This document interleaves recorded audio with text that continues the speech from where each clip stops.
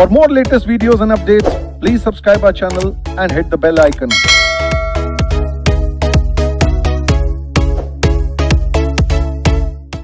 आइए, ये हमारा जो है वो अंतिम पड़ाव है जिसका नाम है एडमिनिस्ट्रेटिव लॉ। जब हम लोग कॉन्स्टिट्यूशन ऑफ इंडिया पढ़ रहे थे तो भी हमने देखा था कि कॉन्स्टिट्यूशन ऑफ इंडिया कहता है कि there are 3 main pillar of constitution of India. एक है हमारा जो है वो लेजिस्लेचर जो कानून बनाता है, दूसरा हमारे जो है वो जुडिशरी है जो उन कानूनों में अगर किसी भी तरह का कोई इफ एंड बट है तो उसको इवैल्यूएट करते हैं, और तीसरे हमारे जो है वो है एग्जीक्यूटिव बॉडी जो उस बनाए हुए कानून को हम तक इंप्लीमेंट करते हैं। किसी भी कंट्री में कोई भी अगर एक्टिविटी होता है तो उस एक्टिविटी को करने के लिए वहां की बॉडी होती है, गवर्नमेंट बॉडी होती है। उसी बॉडी को हम एग्जीक्यूटिव बॉडी कहते हैं और उसी बॉडी का काम एडमिनिस्ट्रेट करना है, लॉ एंड ऑर्डर, ये सारे चीज। अब यहां पे बात ये आई कि हम कैसे चीजों को एडमिनिस्ट्रेट करें। जितने भी फंडामेंटल राइट्स हमें दिए हुए हैं वो स्टेट का काम है हम तक पहुंचाना, लेकिन उसे पहुंचाने के लिए भी इन्हें कुछ लॉ बनाने पड़ेंगे। इनके पास पावर होना चाहिए गवर्नमेंट के पास। मान लीजिए कि कह रहे हैं कि आप जो हैं वो शांत और डिग्निटी भरे लाइफ को बिता सके और डिग्निटी के साथ रह सके। ये डिग्निटी तब ना होगा जब पुलिस को कुछ पावर हो। क्यों? आप कहीं पे रहते हैं, आपको आते जाते आप आ जा रहे हैं, कोई पीछे से हट चल हट जा, कोई चरफुट्टे फूट ले, ये कहाँ का डिग्निटी है? आते जाते कोई टपड़ी मार दे रहा है, कह रहे हैं ऐसा कोई चीज, या आप जा रहे हर दिन कोई डराता है कल इतने पैसे रख करके जाना, तो कह रहा है कि कहाँ का डिग्निटी रह गया, कहाँ फंडामेंटल राइट्स आपको मिल रहे हैं। कहा गया कि इन चीजों के लिए आपको गवर्नमेंट को पावर देना होगा। पुलिस को पावर होना चाहिए कि अगर कोई ऐसा करे तो उसे पकड़ सके, अरेस्ट कर सके। अगर किसी के साथ कोई बुरा व्यवहार करे तो पुलिस उसको जो है वो अच्छे व्यवहार से समझाए। समझ रहे हैं? इसका मतलब यह है कि कहीं ना कहीं लॉ बनाने का पावर किसके पास होना चाहिए? गवर्नमेंट के पास। का लॉ बनाने का पावर तो लेजिस्लेचर के पास होता है। तो कहा कि सिर्फ और सिर्फ वो लॉ जिसके बेसिस पे आप क्या करेंगे, जिसके बेसिस पे एडमिनिस्ट्रेट करेंगे, एग्जीक्यूट करेंगे, वो सारे लॉ कहलाते एडमिनिस्ट्रेटिव लॉ। अब बात यह आती है कि आपने एडमिनिस्ट्रेटिव लॉ तो बना दिया, लेकिन वो जो एडमिनिस्ट्रेटिव लॉ बना दिया कहीं ऐसा तो नहीं कि वो लॉ उल्टा हमारे किसी फंडामेंटल राइट का किसी को क्या कर रहा है, इन्फ्रिंज कर रहा है।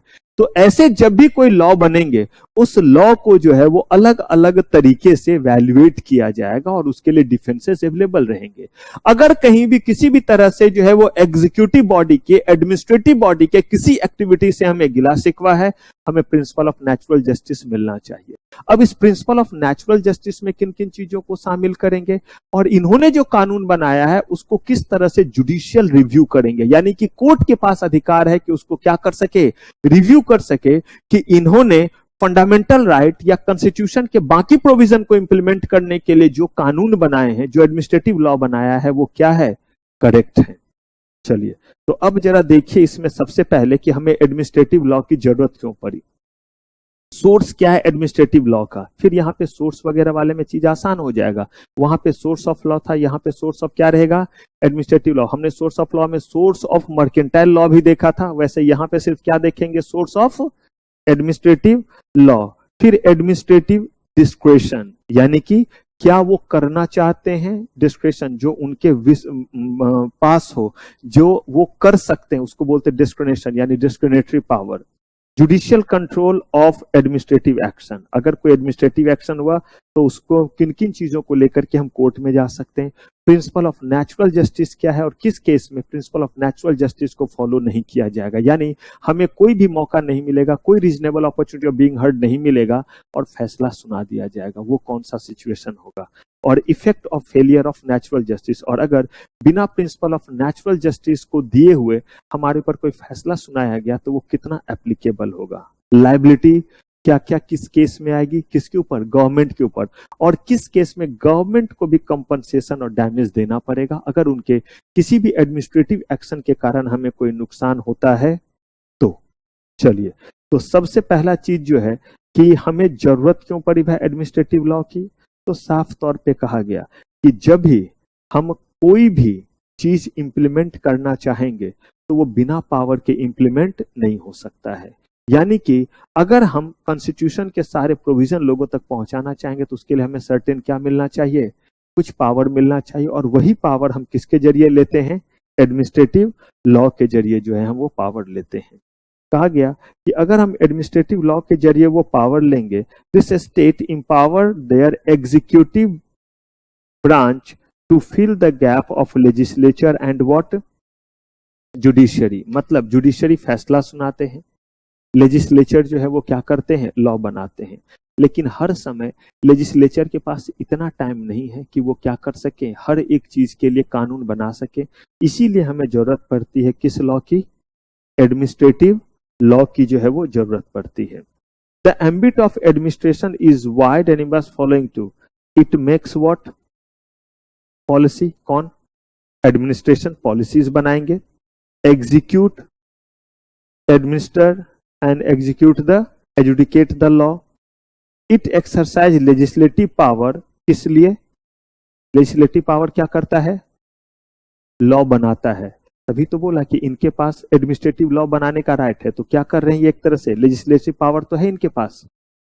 Bye law and order of what general nature, the goal of administrative law is to ensure that individual is not at receiving end of the state administrative power in case where the individual is aggrieved by any action of administration he can get it redress। लेकिन कहा गया इसका मतलब ये नहीं है कि administration के द्वारा बनाए हुए किसी भी लॉ से किसी भी पर्सन को नुकसान हो, और अगर नुकसान होता है तो उसके पास कहीं ना कहीं उस चीज के लिए डिफेंस मैकेनिज्म होना चाहिए कि वहां पे वो फरियाद क्या कर सके, लगा सके। यानी एडमिनिस्ट्रेटिव लॉ इसलिए बनाना पड़ा क्योंकि लेजिस्लेचर इतने जल्दी जल्दी लॉ नहीं बना सकते हैं। लेकिन अगर उस बनाए हुए लॉ के कारण किसी को नुकसान हो रहा है तो ताकि अगर नुकसान हो रहा है तो इसके लिए जो है आपके पास डिफेंस अवेलेबल है, आप उसको चैलेंज क्या कर सकते हैं, कर सकते हैं।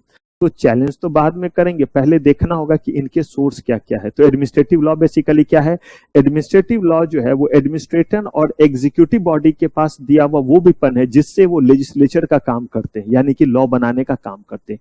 ये सिर्फ वो लॉ बनाएंगे, सिर्फ वो जो है वो एक्ट बनाएंगे जिसके बेसिस पे उन चीजों को इंप्लीमेंट कर सके जो चीजें उन्हें लोगों तक पहुंचानी है। लेकिन अगर इस दौरान कहीं भी कोई भी ऐसा चीज है जिससे लोगों को नुकसान हो रहा है तो इस एडमिनिस्ट्रेटिव लॉ के अगेंस्ट लोगों के पास भी जो है वो डिफेंस क्या है, अवेलेबल है। और उसी ऑफेंस को, उसी जो है वो डिफेंस को हम लोग जुडिशियल रिव्यू वगैरह में देखेंगे। तो पहले क्या देख रहे हैं कि एडमिनिस्ट्रेटिव लॉ के क्या क्या सोर्सेज हैं। कहा कि बिल्कुल वैसे ही होगा जैसे हमने सोर्स ऑफ लॉ में देखा था। कहां से निकल के आएगा, कॉन्स्टिट्यूशन ऑफ, यानी कुछ लॉ किसने बना दिया है, ऑलरेडी जो है वो पार्लियामेंट ने या स्टेट लेजिस्लेचर ने।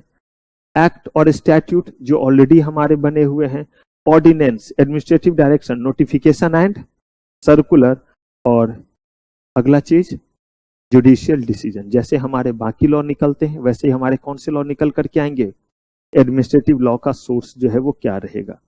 कॉन्स्टिट्यूशन ऑफ इंडिया के तहत हम कह रहे हैं आर्टिकल 73, ये बेसिकली जो है वो पावर देता है, executive power of union and shall extend to the matter with respect to the parliament has make to, वो सारे के सारे चीज जिसमें पार्लियामेंट जो है वो कानून बना सकता है, उन चीजों को सेंट्रल गवर्नमेंट को राइट दिया गया कि उन चीजों के लिए एडमिनिस्ट्रेटिव लॉ कौन बना सकते हैं, सेंट्रल गवर्नमेंट जो है वो क्या कर सकते हैं, बना सकते हैं। ठीक वैसे ही आर्टिकल 62 कहता है कि उन चीजों के लिए जिसके लिए स्टेट लेजिस्लेचर के पास पावर है, वो सारे पावर किसके पास, जिन चीजों के लिए पार्लियामेंट को कानून बनाने का अधिकार है, कहा कि उन्हीं चीजों के लिए आर्टिकल 73 कहता है कि किनके पास राइट है, यूनियन को, यूनियन मतलब सेंट्रल गवर्नमेंट। वैसे उन सारे चीजों के लिए जिन चीजों के लिए स्टेट लेजिस्लेचर को कानून बनाने का अधिकार है, उसके लिए अधिकार किसके पास है, स्टेट गवर्नमेंट। क्योंकि हम तो एडमिनिस्ट्रेटिव लॉ देख रहे हैं, ये कॉन्स्टिट्यूशन ऑफ इंडिया ने कहा जो बने हुए हमारे क्या है, एक्ट और स्टैट्यूट है, ये सोर्स ऑफ लॉ है। Ordinance, administrative direction, notification and circular, और जो पुराने पहले से आए हुए क्या है हमारे, जो इसके बारे में हमने बात की कि कौन सा डिसीजन किसके ऊपर कैसे इंप्लीमेंट करेगा। Administrative discretion and judicial control. Administrative discretion का मतलब है एडमिनिस्ट्रेशन जो काम करेगा, जो उसके जो है वो डिस्क्रेशन है, यानी जो वो चाहे तो कर सकते हैं, और उसको कैसे क्या किया जाए, कंट्रोल। कंट्रोल करने की क्यों जरूरत है, क्योंकि अगर उनके किसी भी तरह के एक्टिविटी से किसी को नुकसान हो रहा है तो हमारे पास क्या कोई जो है वो डिफेंस अवेलेबल है, तो कहा एडमिनिस्ट्रेटिव डिस्क्रिशन में कहा गया कि freedom of an administrative authority to choose from amongst various alternative reference to rule of reason and justice the government can not function without the exercise of what some discretion by its officer.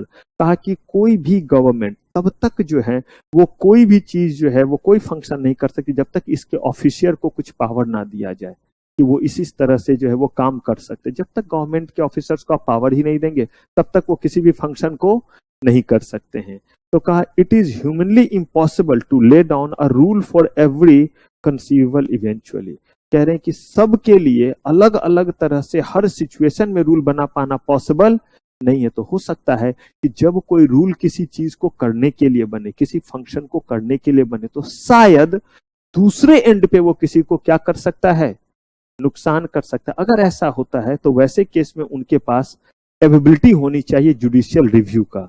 यानी कि देखिए कहीं ये बना हुआ जो कानून है जिसको एडमिनिस्ट्रेटिव लॉ कह रहे हैं, ये एडमिनिस्ट्रेटिव लॉ परफेक्ट है या नहीं है।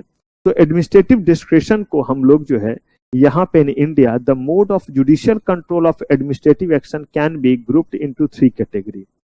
कौन कौन सा? एडमिनिस्ट्रेटिव क्या है? एक्शन। कॉन्स्टिट्यूशनल जो किसने दिया है? Constitution of. स्टैट्यूटरी जो कानून में लिखा हुआ है। हम क्या करना चाह रहे हैं? Judicial control of administrative action. Administration ने कुछ गड़बड़ किया है, उसको कंट्रोल करने का एक चीज कहां पे दिया हुआ है? कॉन्स्टिट्यूशन में। इसका मतलब ये नहीं कि जो मर्जी आप वैसा लॉ बना दीजिए। तो कहां से कंट्रोल होगा? कॉन्स्टिट्यूशन से। दूसरा कहां से? अलग अलग तरह के एक्ट बने हुए जिसके द्वारा हम इनके जुडिशियल जो इनके एडमिनिस्ट्रेटिव एक्शन को कंट्रोल करेंगे। किसके जरिए? जुडिशियल कंट्रोल, जुडिशियल रिव्यू से। और ऑर्डिनरी और इक्विटेबल, जहां पे कोई कानून और बाकी चीज नहीं होंगे वहां पे देखेंगे कि इस सिचुएशन में क्या होना चाहिए, क्या सही में गवर्नमेंट के द्वारा बनाए हुए ये एडमिनिस्ट्रेटिव लॉ एक्सेप्टेबल है या किसी को क्या हो रहा है, नुकसान हो रहा है। तो जब हम कॉन्स्टिट्यूशन की बात करेंगे तो इसका मतलब क्या हो गया? फंडामेंटल राइट के अगेंस्ट होना।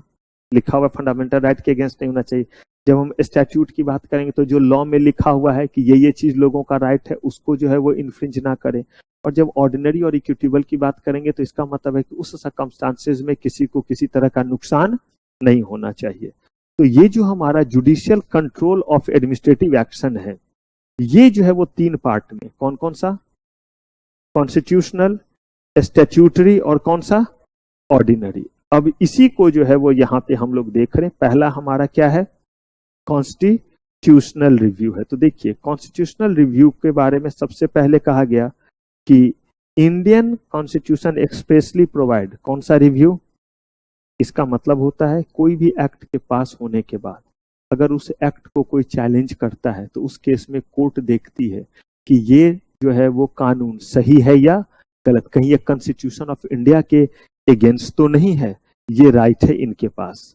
तो ये जुडिशियल रिव्यू जो है वो कह रहे हैं कि judicial review is the authority of court to declare. क्या डिक्लेयर करेगा? Void the act of legislature and executive. चाहे किसी ने भी कानून क्यों ना बनाया हो, चाहे वो एग्जीक्यूटिव बॉडी हो, चाहे कौन हो, legislature, if they are found in violation of what. अगर ये किसके वायलेशन में है? किसी भी तरह से कॉन्स्टिट्यूशन को वायलेट करता है तो उसको वॉइड डिक्लेयर कर सकते हैं। ठीक है। The power of judicial review control not only the legislative but also the executive and what? Administrative. कह रहे सिर्फ लेजिस्लेचर नहीं, कानून किसने बनाया है? एग्जीक्यूटिव बॉडी, गवर्नमेंट बॉडी ने बनाया, उसका भी ये जुडिशियल रिव्यू करते हैं। जुडिशियल रिव्यू जो है वो अपील नहीं है बेसिकली। तो जुडिशियल रिव्यू बेसिकली क्या होता है? जुडिशियल रिव्यू जो है वो बेसिकली आपका प्रोसेस को बतलाता है कि ये चीज उस प्रोसेस के तहत हुआ या नहीं। जैसे अगर कोई एक्शन लिया गवर्नमेंट ने, तो अगर उनका एक्शन गलत है तो आप उसके लिए अपील कीजिए, that is called what? Appeal. लेकिन जुडिशियल रिव्यू करते इसका मतलब है कि जिस प्रोसेस के तहत आपको उन्होंने ये सजा सुनाई या जिस प्रोसेस के तहत उन्होंने ये काम किया वो प्रोसेस सही था या नहीं था, इसके लिए आप जाते हैं कहां पे? जुडिशियल रिव्यू में। अगर आपके ऊपर गलत जो है वो ऑर्डर दिया गया तो आप जुडिशियल रिव्यू में नहीं जाएंगे, आप कहां पे जाएंगे? जुडिशियल अपील में जाएंगे। तो जुडिशियल रिव्यू जो है वो क्या नहीं है? अपील नहीं है। यानी कि from the decision but review of what? Manner in which decision has been made, यानी कि जिस तरीके से डिसीजन लिया गया है उसको बेसिकली क्या किया जा रहा है, चैलेंज किया जा रहा है। Mansukh Lal Vithal Das Chauhan versus state of Gujarat, यहां पे जो है वो ये बड़ा सा केस था जिसमें सुप्रीम कोर्ट ने कहा कि while exercising the power of judicial review, court का काम sit as a court of appeal but merely review the manner in which the decision was made. कहा कि आपका काम जो है वो यहां पे exercising the power of judicial review is does sit as a court of appeal but merely review the manner in which decision was made. आपका काम सिर्फ और सिर्फ क्या है, आप ये देखिए कि जिस मैनर में डिसीजन लिया गया क्या वो मैनर सही था, यानी particularly as the court lack the expertise to correct administrative decision, the court is to confine itself किन क्वेश्चंस पे, whether the decision making authority exceeded its power, क्या फैसला सुनाया वो नहीं, क्या अपने पावर से ज्यादा बड़ा फैसला सुना दिया, प्रोसेस को देखना है। committed an error of law, जब वो फैसला सुना रहे थे तो लॉ के किसी चीज को सही नहीं समझा।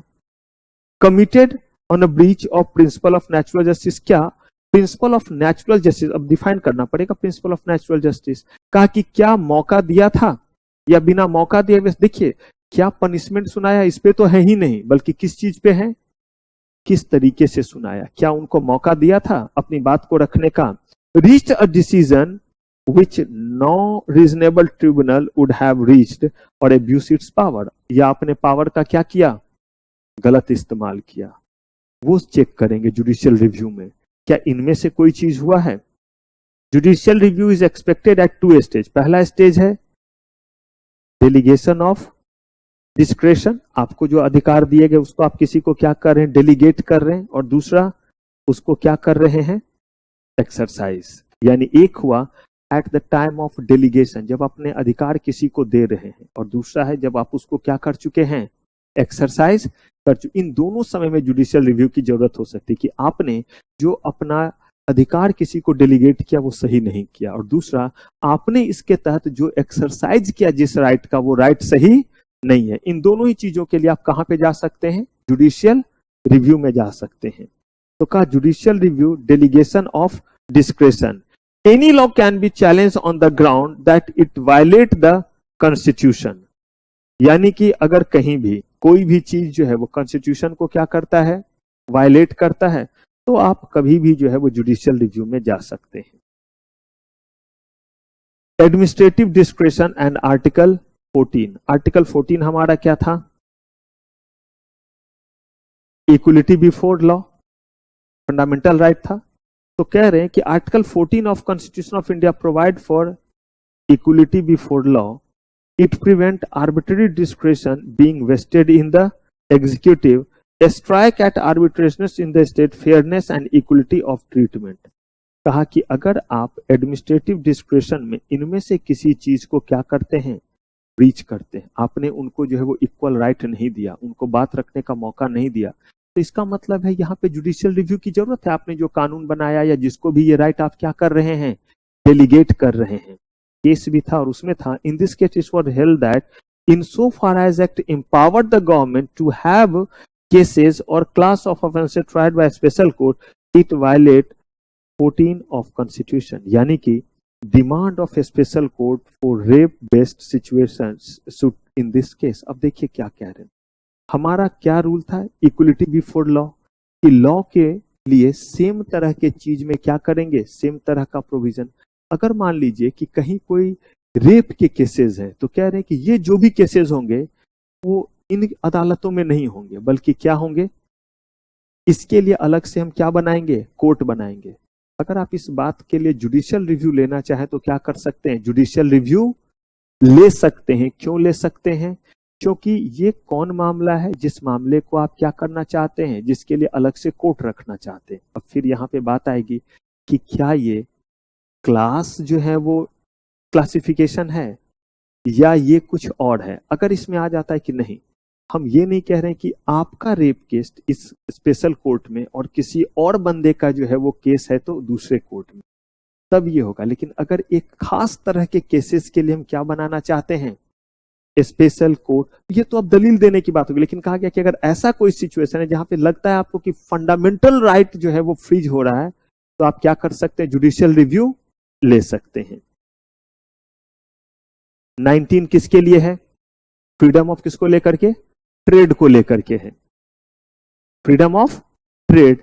इसमें कह रहे हैं कि 19 guarantee certain freedom to the citizen in India but they are not absolute, subject to what, reasonable restriction. The reasonableness of restriction is open to what? अब सबसे बड़ा यही चीज है, आपने किस चीज के लिए जुडिशियल रिव्यू लेना है, आपने क्या बोला, रीजनेबल व्हाट, आपने जो रीजनेबल रिस्ट्रिक्शन लगाया है ये मुझे नहीं समझ में आ रहा है। किसने लगाया रीजनेबल रिस्ट्रिक्शन, एडमिनिस्ट्रेशन। अगर एडमिनिस्ट्रेशन ने रीजनेबल रिस्ट्रिक्शन लगाया है तो कहा गया कि ऐसे केस में आप उस रीजनेबल रिस्ट्रिक्शन का क्या ले सकते हैं, जुडिशियल रिव्यू, कि क्या सही में ये रीजनेबल रिस्ट्रिक्शन है या नहीं है। और सुनिए, आप पीसफुली कहीं पे कलेक्ट हो सकते हैं बिना आर्म के, लेकिन उसमें भी हमने क्या देखा था, रीजनेबल रिस्ट्रिक्शन। हो सकता है कि हम आपको जो है वो वहां पे खड़े ना होने दे जहां पे ट्रैफिक वगैरह है, तो किस जगह जो है वो कौन सा रीजनेबल रिस्ट्रिक्शन आप लगाएंगे, इसको लेकर के डिमांड हो सकता है या नहीं हो सकता है जुडिशियल रिव्यू का। कहा ये डिमांड का पॉइंट है, क्यों, क्योंकि आपके द्वारा लगाया गया वो रीजनेबल रिस्ट्रिक्शन जो है वो मेरे लिए एक्सेप्टेबल नहीं है, तो उसका हम क्या ले सकते हैं, जुडिशियल रिव्यू ले सकते हैं। यहां पे जो है वो देखिए एक केस लॉ है, इस केस लॉ को जरा खुद देखिए, delegation of description doctor Ram Manohar versus state of Delhi. इसमें DM was empowered under Punjab safety act to make the order of exterminate from the area, a law confirming such discretion was satisfied necessary to prevent a person from acting in any prejudicial to public peace. Supreme Court upheld the law confirming such discretion on the exit on the ground that law is instance case was temporary nature and give a right to the externee. चलिए, इस case में एक्सटर्नी का मतलब होता है बाहर निकाला करना, उस जगह से बाहर निकाल देना। अब क्या कहा गया वो देखिए, यहां पे डीएम ने जो है वो किसी पर्सन को बोला कि इसे जो है वो पंजाब से बाहर निकालो, ये पंजाब में नहीं रहेगा। कहा गया कि किसी को भी किसी जगह से निकालना, एक्सट्रीम करना का मतलब क्या होता है, निकालना। तो अगर उसको आप एक्सटेंडेंट कर रहे हैं, बाहर निकाल रहे हैं, क्योंकि आपको लॉ एंड ऑर्डर देखना था, आपने बाहर निकाल दिया, तो यहाँ पे फैसला जो आया, सुप्रीम कोर्ट ने जो है वो डिसीजन को जो है वो ठीक रखा और कहा कि नहीं, उनके द्वारा सुनाया गया फैसला गलत नहीं था। क्यों, क्योंकि हम उसको उस समय अगर बाहर नहीं निकालते तो लॉ एंड ऑर्डर जो है वो सपोर्ट, लॉ एंड ऑर्डर सही नहीं रहता। इसमें अगर आपको एग्जांपल दूं, इस बीच में खालिस्तान के इशू को लेकर के आपको याद होगा 3-4 लोगों को अरेस्ट करके पंजाब से बाहर ले जाया गया था। अगर कुछ न्यूज वगैरह इस तरह का सुनते, जिस समय कनाडा वगैरह वाला जो है वो मामला चल रहा था, कनाडा के साथ इंडिया के रिलेशन का, खालिस्तान बनाओ वाले चीज को लेकर के, पंजाब से वाकई में कुछ लोगों को बाहर निकाला गया। कहा गया कि इसका मतलब ये नहीं है कि हमने बाद में उनको मौका नहीं दिया अपनी बात को साबित करने का, लेकिन अगर हम उस समय नहीं निकालते तो क्या होता, पब्लिक ऑर्डर जो है वो, लॉ एंड ऑर्डर मेंटेन नहीं होता। लेकिन but it can be what, challenge. और कह रहे हैं right to externee to receive the ground of extended for the executive. और आपको उन्होंने कारण भी बताया जब आपको बाहर निकाल रहे थे कि ये वजह से हम आपको क्या कर रहे हैं, बाहर निकाल रहे हैं। Hari versus deputy commissioner of police, इस केस में भी सुप्रीम कोर्ट ने जो है वो फैसले को जो है वो सही ठहराया। और ये भी जो है आपका सिमिलर ही केस था, जिसमें कहा गया any officer specified therein to extern convicted person from the area of his jurisdiction, जिसमें पुलिस जो है वो अपने जुरिडिक्शन से उन लोगों को जिनको सजा मिला हुआ है बाहर निकाल सकती, if he has reason to believe that likely to commit offence similar. यानी अगर उनको लगता है कि ये लोग एक बार सजा काट के आ चुके हैं, लेकिन फिर ये क्या करेंगे, शायद उसी तरह के जो है वो घटना को अंजाम देने वाले हैं, तो ऑर्डर दे सकते हैं कि इनको क्या किया जाए, यहां से बाहर निकाला जाए। HR बंदिश वर्सेस यूनियन ऑफ इंडिया, इस केस में जो है इन्होंने क्या कहा कि the gold control act provide कि डीलर को लाइसेंस देने का काम जो है वो उन्होंने कहा कि ये जो है वो बेसिकली है एडमिनिस्ट्रेशन के पास, लेकिन बिना जो है वो किसी मतलब के आप जो है वो सिर्फ और सिर्फ जो है एग्जीक्यूटिव बॉडी, गवर्नमेंट आपको कोई ऑर्डर देती है और आप जिन जिन लोगों को जो है वो गोल्ड का लाइसेंस दिए थे उनका लाइसेंस क्या कर देते हैं, कैंसिल कर देते हैं। कहा कि ये डिक्टेशन है। क्या है ये? डिक्टेशन है। और ऐसे केस में जो है इसमें जुडिशियल रिव्यू की गुंजाइश है, जुडिशियल रिव्यू हो सकता है। एक्सरसाइज ऑफ व्हाट, ये सब क्या था? डेलीगेशन। अब क्या है? जब आप अपने जो है वो डिस्क्रेशन को क्या करते हैं? इस्तेमाल करते हैं। Abuse of discretion, authority has exercise its discretion properly, not exercise it's right properly. उनको जो डिस्क्रेशन मिला था उसको उन्होंने क्या किया? प्रॉपरली इस्तेमाल नहीं किया। या नॉन एप्लीकेशन ऑफ माइंड। दो बातें हैं, एक है एब्यूज ऑफ डिस्क्रेशन। हाँ जी हर्ष बाबू, एब्यूज ऑफ व्हाट? किनकी आत्मा आई? उज्जवल की।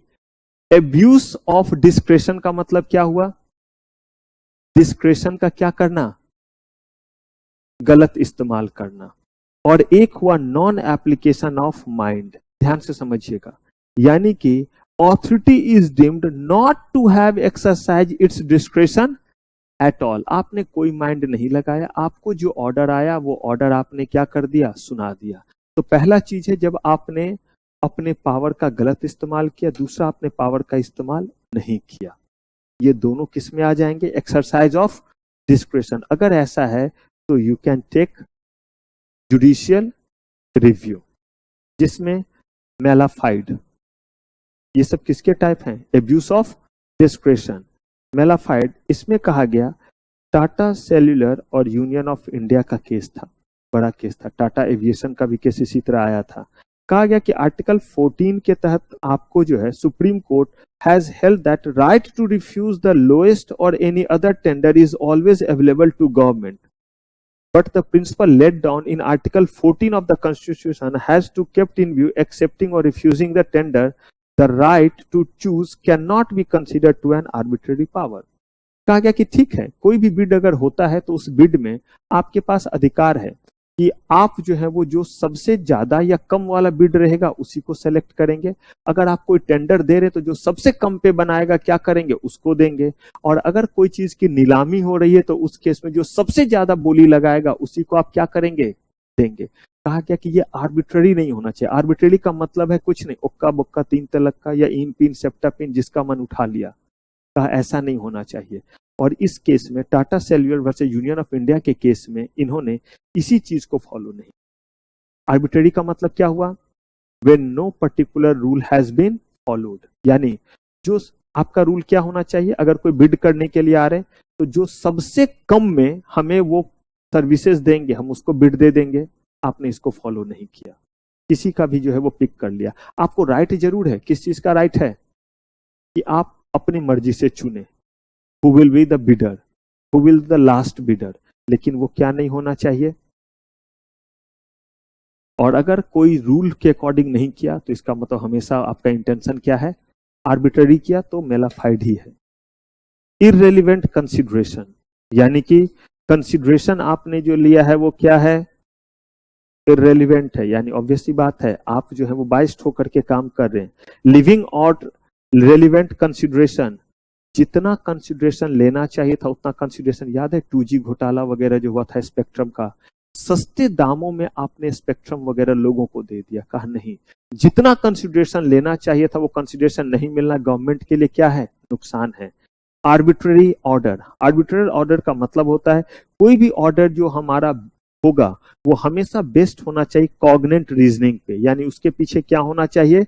रीजनिंग होना चाहिए। ये नहीं कि किसी भी तरह के फैलेसी पे एंड विम्स एंड फैंसीज, यानी कि मनगढ़ंत चीजों पे या अपने जो है वो बेनिफिट वाले चीजों पे हम ऑर्डर क्या करेंगे? सुना देंगे। इम्प्रॉपर पर्पस, पर्पस हमेशा क्या होना चाहिए? आपका डिस्क्रिशनरी पावर जरूर है, यानी आप चाहे तो करे चाहे तो ना करे, लेकिन इसके लिए पर्पस क्या होना चाहिए? हमेशा प्रॉपर होना चाहिए। इम्प्रॉपर पर्पस नहीं होना चाहिए। अभी जितने भी चीज देख रहे हैं ये सब माना जाएगा एब्यूज ऑफ व्हाट? डिस्क्रेशन का मतलब आप चाहे तो वो करें, और ये माना जाएगा कि आप उसका क्या कर रहे हैं? गलत इस्तेमाल कर रहे हैं। Non compliance with procedural requirement and principal of natural just bid करने का जो तरीका दिया गया था, इलेक्ट्रॉनिक बिड होगा, सबके जो है वो 2 दिन पहले जो है वो सब कुछ आ जाएंगे, पोर्टल पे सब अवेलेबल होगा, अपने चीजों को ट्रांसपेरेंट मैनर में बताएंगे। आपने ऐसा कोई भी प्रोसीजर फॉलो नहीं किया, इसका मतलब ये क्या माना जाएगा? एब्यूज ऑफ डिस्क्रेशन माना जाएगा। एक्सीडिंग जुरिडिक्शन, आपने जितना लिमिट आपका दिया हुआ है उसको आपने क्या किया? क्रॉस किया। This means what? Exceeding jurisdiction. और अगर ये है तो ये भी क्या कहलाएगा? Abuse of discretion. दूसरा हमारा क्या था? Non application of mind. एक है एब्यूज ऑफ डिस्क्रेशन और दूसरा क्या है? Non application of mind. Acting under, देखिए, डिक्टेशन। एक्टिंग अंडर डिक्टेशन में कमिश्नर ऑफ पुलिस को जो है वो पावर दिया गया था कि सिनेमा हॉल का जो है वो क्या प्रोवाइड करे? ये theatre. One fine day government का कोई ऑर्डर आया और जो भी डीएम है उन्होंने बिना कुछ सोचे हुए, बिना कोई रीजन दिए हुए जितने भी सिनेमा हॉल को क्या दिया था? लाइसेंस दिया था। आर्बिट्रली उनके लाइसेंस को क्या कर दिया? कहा गया कि अगर ऐसा आपने किया तो इसका मतलब है नॉन एप्लीकेशन ऑफ व्हाट? अपनी बुद्धि कहां लगाई? आपने सीधे सबका लाइसेंस क्या कर दिया?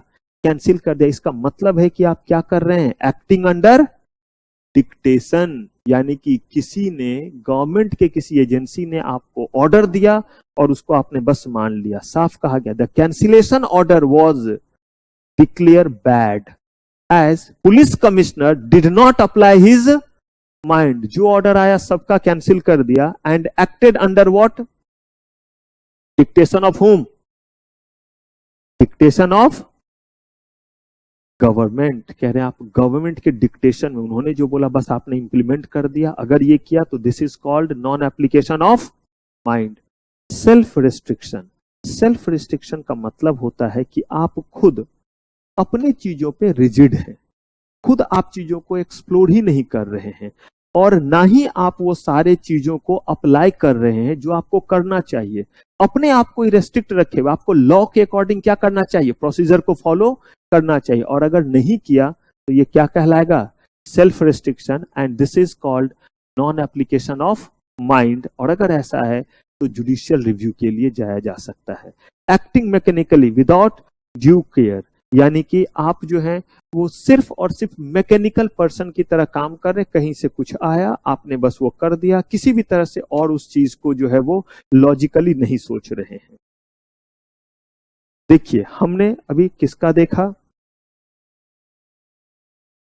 Judicial review. अब कौन सा है? Statutory review. तो देखिए, स्टैट्यूटरी रिव्यू में सबसे पहले आता है स्टैट्यूटरी व्हाट? अपील।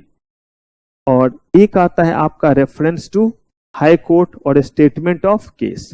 तो स्टैट्यूटरी अपील का मतलब है कि बहुत सारे ऐसे मामले हैं जहां पे हम क्या करते हैं, किसी भी एक्ट के अगेंस्ट हाई कोर्ट में जाते हैं। जैसे मैं आपको एग्जांपल दे रहा हूं, हम जब ILL पढ़ रहे थे, इंडस्ट्रियल एंड लेबर लॉ, कुछ याद कीजिए, वहां पे भी प्रोविजन दिया हुआ है, चाहे वो वर्कमैन कंपनसेशन एक्ट हो, चाहे वो आपका जो है इंडस्ट्रियल डिस्प्यूट एक्ट हो। अगर चीजें जो है वो आपके ट्रिब्यूनल में नहीं निपटता है तो फिर उसमें कहां जाते हैं? तो गवर्नमेंट के वो सारे के सारे जो एडमिनिस्ट्रेटिव पावर थे ना, उस एडमिनिस्ट्रेटिव पावर को लेकर के हम अगर हाई कोर्ट में जाते हैं तो this is called what? Statutory appeal. Reference to high court, there are several statutes which provide for the reference or statement in case of administrative tribunal to high court। याद कीजिए, हम लोगों ने यहां देखा भी था कि मामला अगर आर्बिट्रेशन से भी हो रहा है तो even arbitrator can take what? Reference. इसका मतलब ये नहीं कि वो हाई कोर्ट में अपील चला गया, बस वो क्या बोल रहे हैं कि यहां पे थोड़ी मुझे क्या चाहिए? क्लैरिटी चाहिए, बताइए इस सिचुएशन में इसका क्या मतलब है। तो this is called what? Reference. तो एक अपील हो गया और एक क्या हो गया हमारा? रेफरेंस। लेकिन कब?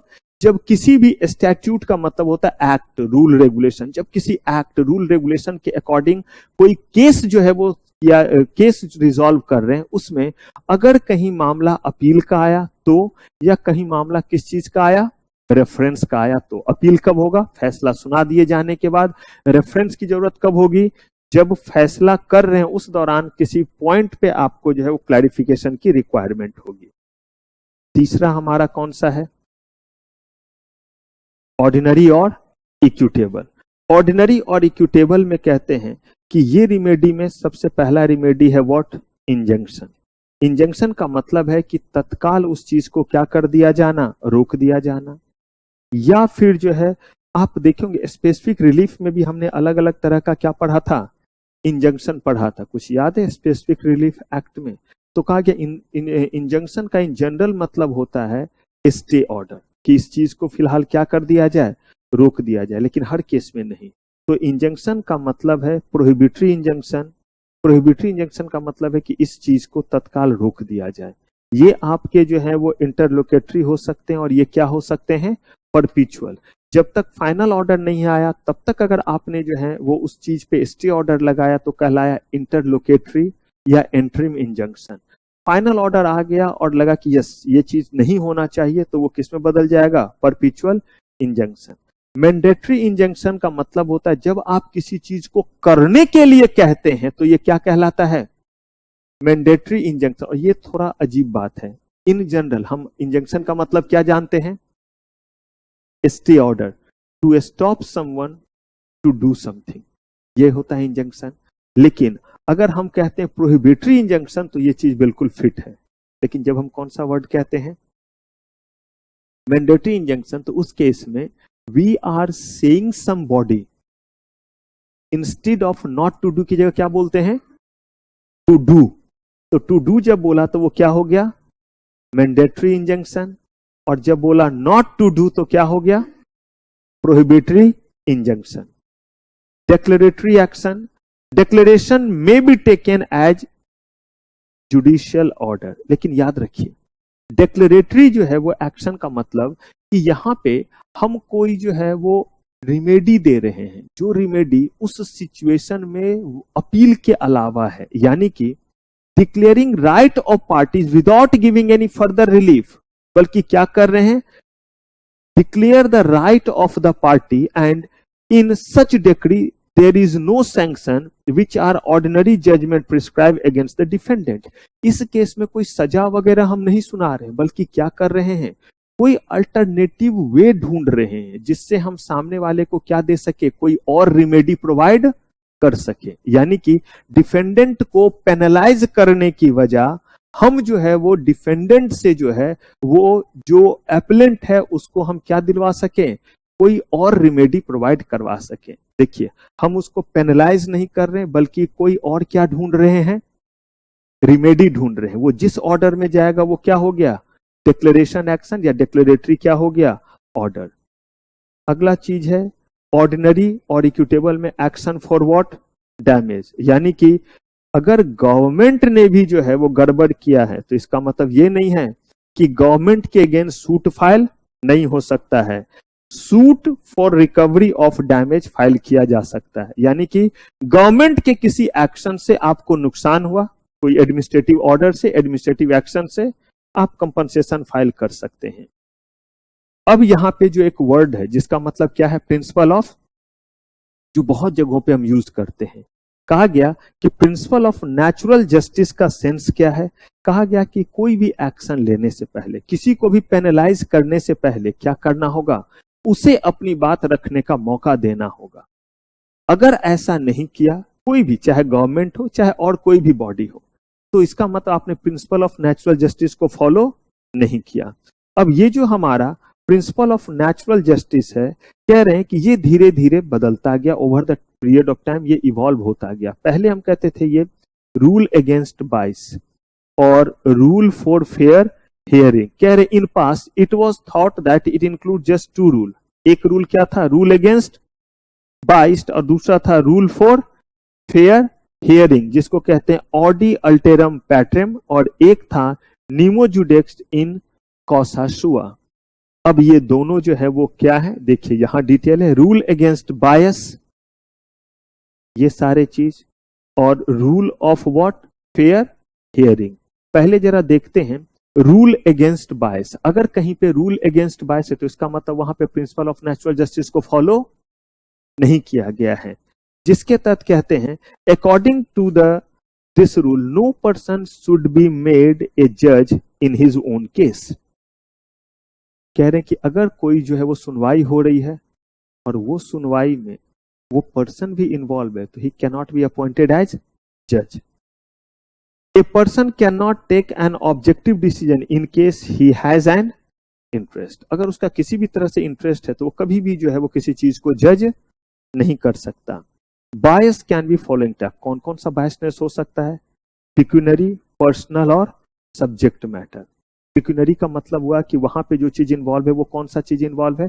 पैसा हो सकता है उसमें। जो पिक्यूनरी का मतलब मॉनेटरी होता है, यानी वहां जो चीज इन्वॉल्व है इसमें डायरेक्टली जो है जो पैसा इन्वॉल्व है will disqualify a person from acting as जज। और का इसमें कोई संदेह नहीं, किसी भी शर्त पे, चाहे वो अमाउंट 1 रुपया भी क्यों ना हो, अगर ऐसा कोई अमाउंट भी इन्वॉल्व है तो वो पर्सन जज नहीं हो सकता, क्योंकि वो पिक्यूनरी क्या हो गया? बायस हो गया। कहा पर्सनल बायसनेस का मतलब क्या हुआ कि कह रहे हैं कि अगर कोई भी पार्टी कंसर्न उसमें है जो उसके नोन है तो उसको हम बोलते हैं पर्सनल बायस, यानी कि वो पर्सन हॉस्टाइल हो सकता है किसी एक पर्सन के लिए। मान लीजिए कोई केस है, उस केस में जो है वो मान लीजिए कि प्राची बन गए जज। अब ये जज हैं और मामला जो आया वो रुचिका का आया।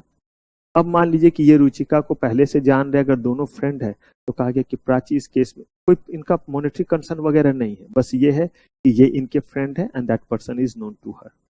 तो कहा गया इस केस में ये क्या नहीं हो सकते हैं, क्योंकि हो सकता है ना जज के क्या कोई रिलेटिव या कोई पहचान वाले नहीं निकलेंगे जब केस चल रहा होगा। तो बोला गया अगर ऐसा है दिस इज कॉल्ड व्हाट, और अगर ऐसा तो बोला जाए कि personal principal of natural justice follow नहीं किया गया। अगर principal of natural justice follow नहीं किया गया तो कभी वो आपका ऑर्डर वैलिड नहीं माना जाएगा और वो हमेशा जो है वो ऑर्डर गलत ही माना जाएगा। सब्जेक्ट मैटर, जो चीज उसमें क्या है इन्वॉल्व है वो सब्जेक्ट मैटर कहीं ना कहीं आपसे जुड़ा हुआ है, जैसे पार्शलिटी और कनेक्टेड टू द इशू या डिपार्टमेंटल बायसनेस। आप भी पहले उसी डिपार्टमेंट में रह चुके हैं और आपको लगता है इस डिपार्टमेंट के अगेंस्ट हम कैसे फैसला सुना देंगे। जैसे मान लीजिए कि कोई मामला आया और वो टीचर फ्रेटर्निटी के तहत आया। मैं भी बहुत पहले टीचर रह चुका बहुत दिनों तक, तो ये मेरा क्या हो गया, एक तरह से डिपार्टमेंटल बायसनेस आ गया। Prior utterance of pre judgement of issue, पहले ही आपने इस मामले पे कुछ अलग तरह का जो है वो फैसला सुनाया था और आप अपने ही चीज को इसमें पलटेंगे नहीं, तो ये हुआ prior judgement and utterance. Acting under what, बस आप किसी के कहने पे काम कर रहे हैं, अपने माइंड का इस्तेमाल नहीं कर रहे हैं। रूल ऑफ फेयर हियरिंग, ये दूसरा पार्ट है। कह रहे हैं the second principle of natural justice, no one should be condemned unheard. किसी को भी बिना पूरे तरह से सुने हुए आप जो है वो सजा या फैसला नहीं सुना सकते हैं। और अगर आपने ऐसा किया तो इसका मतलब प्रिंसिपल ऑफ नेचुरल जस्टिस को फॉलो, पिछली बार सब कुछ सुना सब किया, लेकिन आप वो पर्सन थे जिसका पिक्यूनरी इंटरेस्ट था, आप वो पर्सन थे जिनका उनसे जान पहचान था, आप वो पर्सन थे जो कहीं ना कहीं किसी तरह से सब्जेक्ट मैटर से जुड़े हुए थे। अगर ऐसा कुछ भी था तो प्रिंसिपल ऑफ नेचुरल जस्टिस, भले आपने सब मौका दिया, हर चीज उन्हें जो है वो बोला, डॉक्यूमेंट लीजिए, डेट दिया, सब दिया, लेकिन आप वो पर्सन थे जिनका इंटरेस्ट इन्वॉल्व था, तो उस बेसिस पे आप क्या दिए, प्रिंसिपल ऑफ नेचुरल जस्टिस को फॉलो नहीं किए थे। और इस बार कह रहे हैं कि आपने उनको जो है वो फेयर हियरिंग का ही मौका नहीं दिया। Following are the ingredient of rule of fair hearing, ये सारे चीज उनको मिलना चाहिए, यानी हर बार उन तक क्या पहुंचनी चाहिए, उनके पास नोटिस ही नहीं पहुंचेगा तो वो अपीयर कैसे होंगे। Right to present case and evidence, वो क्या कर सके, अपना केस रख सके, एविडेंस रख सके, और अगर कोई एडवर्स एविडेंस है तो उसको वो कॉन्ट्राडिक्ट कर सके, उसको क्या कर सके, क्रॉस एग्जामिन कर सके। Disclosure of evidence, legal representative, cross examination, अगर इन चीजों का आपने उन्हें मौका नहीं दिया तो क्या माना जाएगा, अगर आपने इन चीजों का मौका नहीं दिया तो ये माना जाएगा कि आपने उन्हें जो है वो reasonable opportunity of being heard नहीं दिया, यानी प्रिंसिपल ऑफ नेचुरल जस्टिस को आपने फॉलो नहीं किया। स्पीकिंग ऑर्डर और रीजन डिसीजन, अगर ये भी आपने नहीं दिया तो माना जाएगा कि आपने जो है प्रिंसिपल ऑफ नेचुरल जस्टिस को फॉलो नहीं किया। ये क्या मतलब है, कहा कि अगर आपने कोई ऑर्डर सुनाया तो उसके पीछे आप क्या देंगे, रीजन लिखेंगे कि क्यों आपके अगेंस्ट हमने ये ऑर्डर सुनाया है। और अगर बिना रीजन दिए हुए आपने ऑर्डर सुनाया है तो इट मीन्स कि आपने उनको क्या नहीं दिया, principal of natural justice provide नहीं किया है। लेकिन यहां पे कुछ क्या है उसके, मतलब हम प्रिंसिपल ऑफ नेचुरल जस्टिस को फॉलो, लेकिन फिर भी बात क्या मानी जाएगी, सही मानी जाएगी, यानी कि कॉन्ट्रावेंशन। तभी तो एक्सेप्शन है कि नहीं करेंगे फॉलो फिर भी। इन सिचुएशन में statutory exclusion, emergency, interim disciplinary action, academic evaluation और इम्प्रैक्टिकेबिलिटी। देखिए ये क्या कहता है। सबसे पहला स्टैट्यूटरी एक्सक्लूजन, साफ तौर पे एक्ट में ही लिखा हुआ है कि इस केसेस में हम किसी भी तरह से जो है वो क्या नहीं प्रोवाइड करेंगे, principal of natural justice follow नहीं करेंगे। अगर लिख दिया है तो ऐसे केस में ये क्या हो गया, स्टैट्यूटरी प्रोविजन। लेकिन कहीं पे भी ये बात लिखा हुआ नहीं है, सिर्फ और सिर्फ लॉ क्या है, साइलेंट है। तो इसका मतलब है कि आपको प्रिंसिपल ऑफ नेचुरल जस्टिस क्या करना पड़ेगा, देना ही पड़ेगा। और कहीं लिखा हुआ है तब तो देना ही पड़ेगा। यानी एक ही ग्राउंड सिर्फ हुआ जहां पे उस एक्ट में लिखा हुआ हो कि इस केस में सजा सुनाने के लिए प्रिंसिपल ऑफ नेचुरल जस्टिस देने की रिक्वायरमेंट। लेकिन अगर कहीं ये बात नहीं लिखा हुआ है कि देना नहीं है, ये भी नहीं लिखा हुआ है, और देना है ये भी नहीं लिखा हुआ है, तो हम क्या मानेंगे कि देना है। अगर मान लीजिए दोनों बात लिखी हुई है कि नहीं देना है और नहीं देना है, अगर ये लिखा हुआ है तो ठीक है, नहीं देना है ये भी मेंशन नहीं है, देना है ये भी मेंशन नहीं है, तो इसका मतलब वहां पे क्या है इंप्लाइड, देना है। इमरजेंसी सिचुएशन ऐसे हैं कि उसमें हम principal of natural justice follow नहीं कर सकते, लेकिन इस केस में उनको हम क्या करेंगे, बाद में जो है वो मौका जरूर देंगे। जैसे एक केस था, इस केस में एक पर्सन का पासपोर्ट जो है वो नहीं था, तो पासपोर्ट नहीं रहने के कारण उनको इंपाउंड कर लिया गया, अरेस्ट कर लिया गया, लेकिन बाद में उनको जो है वो मौका दिया गया कि वो अपनी बातों को रख सके। लेकिन उस समय हमने कहा कि जिनके जिनके पास पासपोर्ट नहीं है वो लोग ट्रेवल नहीं कर सकते हैं। और बाद में हमने क्या किया, उनकी बात को सुना कि क्यों उसके पास पासपोर्ट नहीं था। कहा कि उस समय इमरजेंसी था, हम एक ही चीज डिसाइड कर सकते थे, और वो ये था कि जिनको पासपोर्ट नहीं है वो मान के चलते हैं कि वो यहां जाने के लिए इसमें एंटाइटल नहीं है। इंटरिम डिसिप्लिनरी एक्शन, अगर मान लीजिए कि किसी पर्सन को सस्पेंड कर दिया गया बिना रीजनेबल अपॉर्चुनिटी बीइंग हर्ड दिए हुए, तो कहा गया ये किया जा सकता है। आप सुनते होंगे कहीं कोई जो है वो रेल ट्रैक वगैरह, रेल जो है वो ट्रैक से उतर गया, या कहीं पे किसी थाने वगैरह के एरिया में कुछ ऐसा मिस हैपनिंग हो गया, तो सीधे वहां के एसएचओ, इंस्पेक्टर एक दो लोगों को क्या कर देते हैं, सस्पेंड कर देते हैं। लेकिन अगर ऐसा किया, क्योंकि उस समय यही करना था, लेकिन उन्हें आप बाद में मौका देते हैं कि आप अपनी चीजों को क्या कीजिए, साबित कीजिए, तो उस समय बिना मौका दिए अगर आपने हटा दिया तो भी जो है वो क्या नहीं माना जाएगा, ये प्रिंसिपल ऑफ नेचुरल जस्टिस का कॉन्ट्रावेंशन नहीं माना जाएगा, क्योंकि ये एंट्रीम ऑर्डर था और आप उन्हें मौका बाद में देते हैं। एकेडमिक इवैल्यूएशन, यहां पे कहा गया कि एकेडमिक इवैल्यूएशन जो किया गया उसमें कॉपी चेक किए गए, उनका ओवरऑल परफॉर्मेंस देखा गया, उस बेसिस पे कहा गया कि किसको प्रमोट किया जाएगा, किसको प्रमोट नहीं किया जाएगा। बिना आपके बात को सुने हुए एकेडमिक इवैल्यूएशन रिजल्ट को देख करके आपको जो है या तो प्रमोट किया गया या प्रमोट नहीं किया गया, कहीं भी ये कॉन्ट्रावेंशन नहीं माना जाता है, क्योंकि कहा गया कि अगर एकेडमिक एक्सपर्ट इस चीज को कर रहे हैं तो ऑलरेडी उन्होंने आपको reasonable opportunity of being heard they दिया, आपकी सफाई सुनने की जरूरत नहीं है। देखते हैं एकेडमिक में बोला गया कि कहीं reasonable opportunity of being heard भी नहीं मिलने वाला है। ये देख लीजिए एकेडमिक इवैल्यूएशन, सुप्रीम कोर्ट, अब इससे ऊपर कहां जाइएगा, made it clear that if competent academic authority access the work of a student over the period of time, declare his work unsatisfactory, natural justice may be excluded, but the exclusion does not apply in case of what।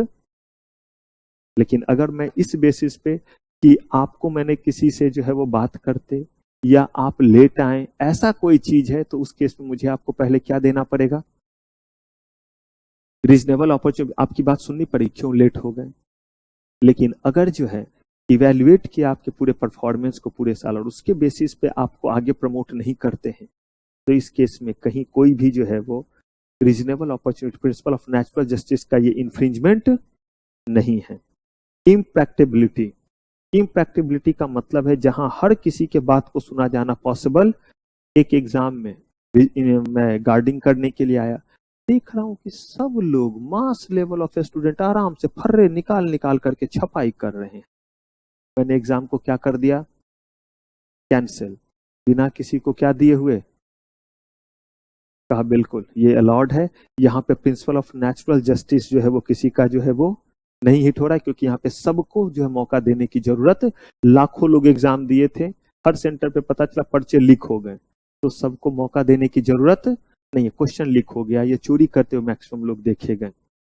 अगर effect of failure of natural justice, यानी जो exception है वो तो अलग बात है, लेकिन अगर कोई चीज एक्सेप्शन का पार्ट नहीं है तो कहा गया उस केस में आपको क्या करना पड़ेगा, उस केस में आपको प्रिंसिपल ऑफ नेचुरल जस्टिस जो है वो क्या करना पड़ेगा, देना ही पड़ेगा। या तो वो एक्सेप्शन में होना चाहिए, और अगर एक्सेप्शन में भी नहीं है और आपने नहीं दिया तो कह रहे हैं कि वैसे केस में वाइडेबल, जो आपने ऑर्डर सुनाया है वो क्या हो जाएगा, वाइडेबल हो जाएगा। दूसरे एंड पे order challenged as nullify for failure of natural justice was the authority given to follow natural justice। कह रहे हैं कि an order challenged as a nullity for failure of natural justice gives rise to the following question। क्या question raise कर रहा है, was the authority required to follow natural justice। कहा गया कि इसका डिसीजन लेने से पहले, उन्होंने जो फैसला सुनाया उसको नलिफाई करने से पहले ये देख लीजिए कि क्या उस सिचुएशन में क्या देने की जरूरत थी, प्रिंसिपल ऑफ नेचुरल जस्टिस के तहत देने की जरूरत था मौका। और अगर हां जवाब है तो क्या होगा, अगर जवाब हां है तो वो ऑर्डर क्या माना जाएगा, नलिफाई माना जाएगा, यानी कि ऐसा कोई ऑर्डर एप्लीकेबल। लेकिन सोचिए जरा, नहीं दिया और आप जब देख रहे हैं तो वो किस में निकल करके आ गया, वो चीज एक्सेप्शन में आ गया। अगर एक्सेप्शन में आ गया तो क्या हमें वहां पे जो है वो प्रिंसिपल ऑफ नेचुरल जस्टिस देने की जरूरत थी, नहीं था जरूरत। तो ऐसे केस में वो ऑर्डर आपका जो है वो नलिफाई नहीं होगा। यानी कि ये तय करने से पहले कि ऑर्डर नलिफाई होगा या नहीं, ये देखना जरूरी है कि उस सिचुएशन में प्रिंसिपल ऑफ नेचुरल जस्टिस देना जरूरी था या नहीं था। नवाब खान वर्सेस गुजरात स्टेट, ये बेसिकली देखिए जो है वो क्या मामला था।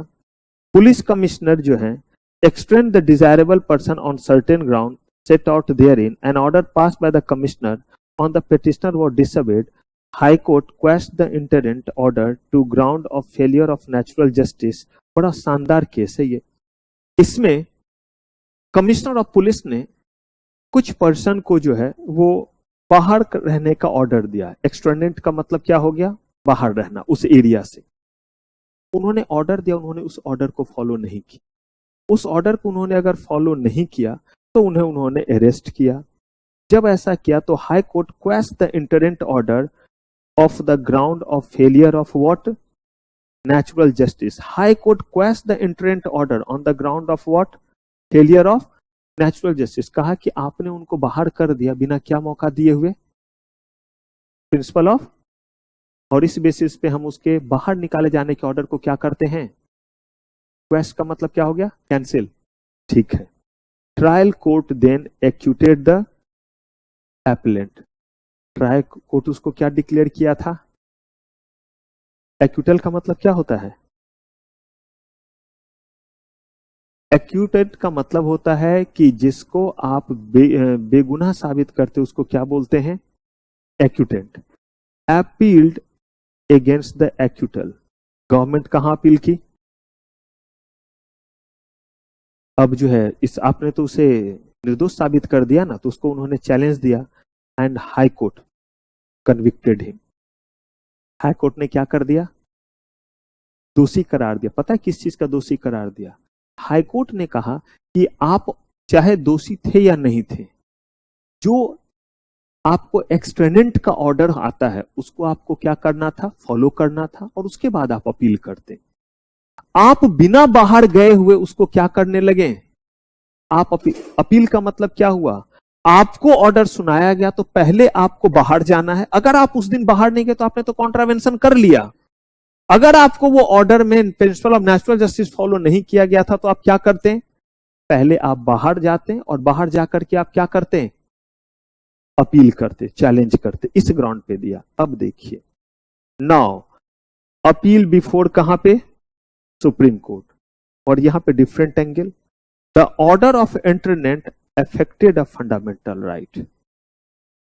उन्होंने इसको किस चीज पे लिया कि फंडामेंटल राइट का इंफ्रिंजमेंट है of appellant in a manner which was not reasonable, the order was thus illegal and unconstitutional and void. Trial court by Jatbari, High Court, conviction, Supreme Court फिर से क्या कर दिया, उसको रिलीफ कर दिया।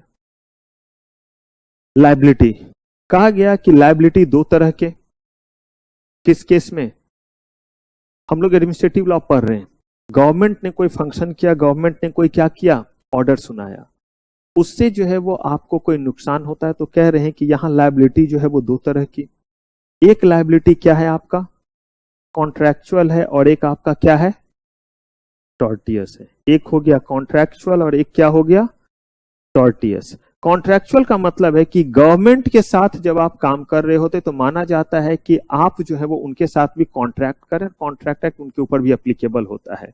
सेंट्रल गवर्नमेंट के साथ जो भी कॉन्ट्रैक्ट होता है that contract is with president, और अगर स्टेट गवर्नमेंट कोई कॉन्ट्रैक्ट करती है किसी भी बिजनेस के लिए तो किसके साथ, गवर्नर के साथ। और यहां पे अगर किसी भी तरह से ब्रीच होता है कॉन्ट्रैक्ट को तो उस केस में गवर्नमेंट भी जो है वैसे ही डैमेज जो है वो पे करेगी जैसे कोई और पार्टी डैमेज क्या करती है, पे करती है। और ये केस भी है Gujarat State Financial Corporation versus Lotus Hotel के केस में Supreme Court held that remedy is in the form of writ of mandamus. यहां पे भी Supreme court has made it clear that state has to act just fairly and reasonably even in किस field में, भले ये contractual भी क्यों ना, कहा कॉन्ट्रैक्चुअल है तो आप भी तो गवर्नमेंट की, आप भी तो एक क्या है, पार्टी ही हैं, और कॉन्ट्रैक्ट के तहत जो लिखा हुआ है उसी अकॉर्डिंग आप क्या करेंगे, इसको फुलफिल करेंगे। Government will be liable to pay compensation for the work actually done और services render by the state. अगर कहीं भी किसी भी तरीके से कोई भी ऐसा चीज हुआ जिससे सामने वाले को नुकसान हुआ है, ओएनजीसी के साथ मैंने कॉन्ट्रैक्ट किया कि मुझे इतना जो है वो ऑयल और नेचुरल गैस आना चाहिए, नहीं आ रहा है, बताइए कॉन्ट्रैक्चुअल लायबिलिटी क्रिएट होगा या नहीं होगा, बिल्कुल एक वो भी पार्टी ऑफ कॉन्ट्रैक्ट है, क्रिएट होगा। Suit against state in what, अब याद कीजिए टॉर्टियस लायबिलिटी जो हमने पढ़ा था, यानी कि अगर जो है वो कहीं भी जो है sued for tortious act of his servant, government का मतलब क्या है, सीएम खुद वहां मौजूद होंगे, पीएम खुद मौजूद होंगे, नहीं, ये चलेंगे तो वहां के एम्प्लॉय के तहत।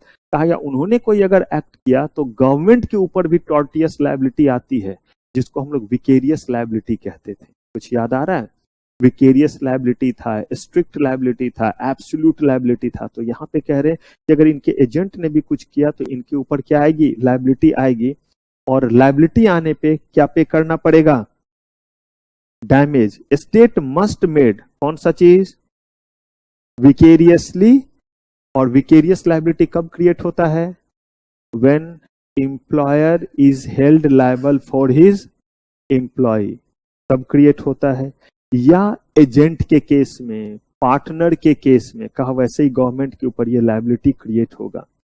और यहां पे जो केस है इसमें Rudal Shah versus state of Bihar, इसमें बहुत पुराना केस है इसलिए फाइन इतना ही आप देख रहे हैं। Petitioner was detained illegally, jail में कितने साल तक, 14 साल तक, after his acquittal in full dress trial, और जब पूरा ट्रायल हुआ तो वो बेकसूर निकले, फ्री कर दिया गया। कहा गया कि कंपनसेशन क्या किया जाए, और कहिएगा 14 साल के लिए 30,000, पुराना केस है इसीलिए क्या लगाया गया, 30,000 रुपए का जो है वो डैमेज किसके ऊपर, गवर्नमेंट के ऊपर लगाया गया कि आपके कारण से बंदे अननेसेसरी जो है वो प्रिजन में कितने दिन तक रहे, 14 साल तक। यहाँ पे जो है एक एमएलए हैं, वो वोट करने के लिए जा रहे थे, उन्हें रास्ते में डिटेन कर लिया गया किसी चेकिंग और बाकी चीजों में, जिसके कारण वो वोट नहीं दे पाए। कहा कि ये गवर्नमेंट की तरफ से जो है वो लैप्सेस था, और कितने का कंपनसेशन दिया गया, 50,000 रुपए का। C Ramkoda Reddy versus state of Andhra Pradesh का ये मामला, आंध्रा का मामला, एपी। अगर मिस होगा तो आप भी लिख लीजिएगा। इस स्टेट का मामला है आंध्र प्रदेश का। इसमें कहा गया sovereign function was turn down and damage was awarded despite it being a case of exercise of sovereign function. कहा गया हर केस में आप ये रिलीफ नहीं ले सकते हैं कि हम क्या कर रहे हैं, सोवरिन फंक्शन कर रहे हैं, यानी कि हम लोगों का कौन सा काम कर रहे हैं, भलाई वाला काम कर रहे हैं। ऐसा कौन सा भलाई वाला काम था जिसमें लोगों का क्या हो गया, नुकसान हो गया। और अगर नुकसान हो गया तो ये डिफेंस आपको जो है वो अवेलेबल नहीं होगा और आपको क्या करना पड़ेगा, डैमेज का मतलब क्या है, कंपनसेशन पे करना पड़ेगा। Saheli, a women resource centre versus commissioner of police. 9 साल के एक बच्चे की कस्टोडियल डेथ हो जाती है, पुलिस कस्टडी में डेथ हो जाती है। ये बेसिकली संस्था है जिन्होंने केस फाइल किया था उस बच्चे के बिहाफ पे। तो यहाँ जो है वो कहा गया कि स्टेट गवर्नमेंट क्या करेगी, 75,000 का कंपनसेशन विक्टिम के मदर को जो है वो प्रोवाइड करेगा।